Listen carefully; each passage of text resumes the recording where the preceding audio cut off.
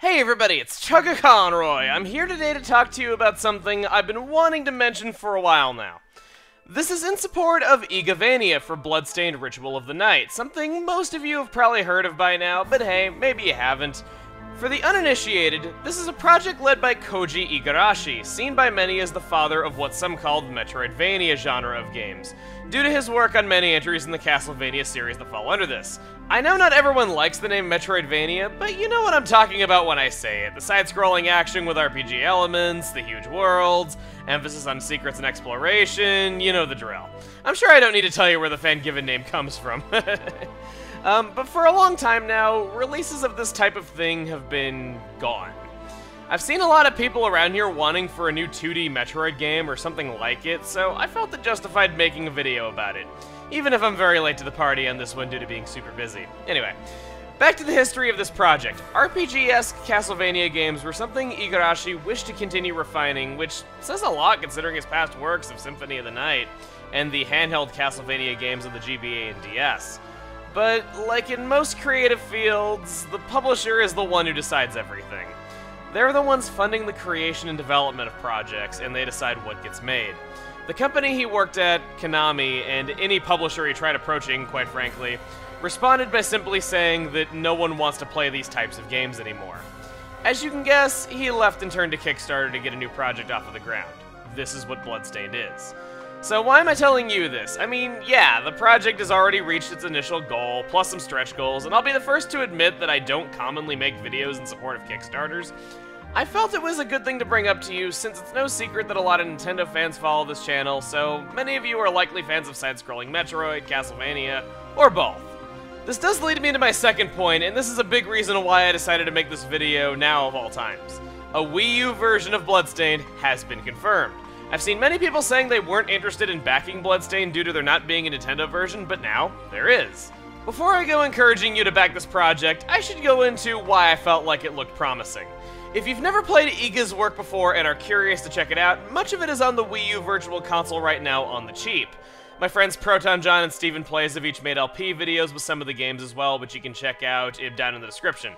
Not only that, but Iga, quite frankly, brought friends. Really cool, talented people to work on this. Anyone around my page will say, for better or worse, that I'm a big fan of video game music and gush over it all the time, so let's talk about that. The composers for the project include Ippo Yamada. I may or may not be pronouncing that right, but you've heard his work in several Mega Man games in the past decade. He's also already done some work for Mighty No. 9 soundtrack.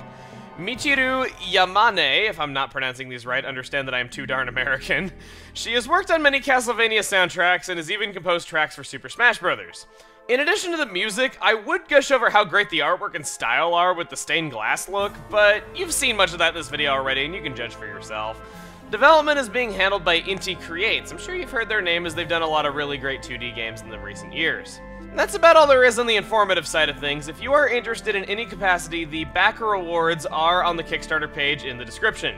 The rewards are being fulfilled by my personal friends over at Fangamer. They have helped out with our live throw and controller shows many times, and they do really good stuff.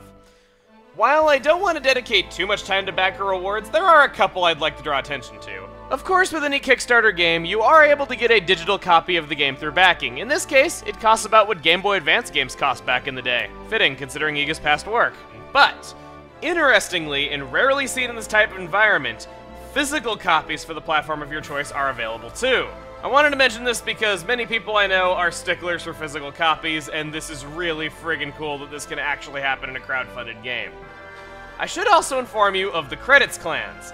If you back at least the $100 level, you'll get all kinds of cool goodies like a soundtrack, a physical copy, a keychain, player's guide, but also your name in the credits.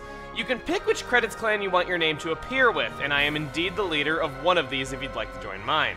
Now, I feel I should mention that even if I'm a credits clan option, I was not hired to make this video, nor am I seeing any proceeds from this project. My friends at Fangamer just merely asked if I wanted to make a video to help out. I thought it sounded very promising, and just really wanted to help because, as a gamer, I've seen many situations in which a publisher's decisions screwed over creative minds who wanted to do really cool stuff. I'm fully aware there's other Kickstarter games out there that are very deserving of funding. This is just one I wanted to focus on personally.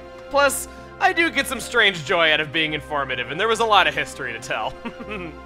That's really about it, though. I hope my first time making a video about this sort of thing wasn't too bad for you, and at least taught you some things about this project if you hadn't checked it out already. Thanks for listening.